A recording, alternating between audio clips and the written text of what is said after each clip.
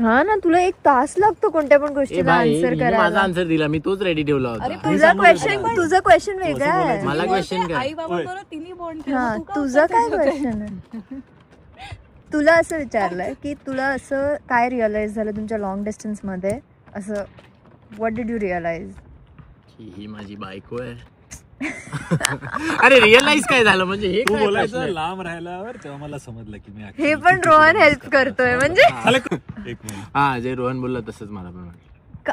हे काय पॅराफ्रेज कर. हा, लांब राहून मला एकदम असं व्हॅल्यू आहे, हे तर काय बोरिंग आन्सर आहे. मग तू तुझ्या हिशोबाने दे ना एक छान आन्सर. तुझा ब्लॉग. माझं झालं ना यार. थोडं अजून एक आन्सर दे ना यार. हा कॉपी करून पाठ झाले वाटतं आतापर्यंत. कोण आहे? माझी मास्टर्स डिग्री होल्डर आहे. तेच कॉपी करूनच पास झालो. डॉक्टर झालो असतो ते तर लग्न झालं माझं. नाही तर मी PhD चा अभ्यास करणार होतो भाई, तुला माहितीये का? हा काय अश्विन करतो तुझा? PhD in soil. आमचा एक मित्र आहे. तू आन्सर दे. ब्लॉग बंद नाही होणार जोपर्यंत तू आन्सर दे.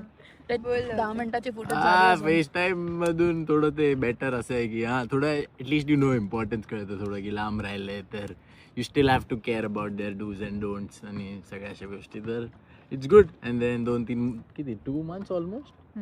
हा, 2 महिने झाल्यावर देन वेन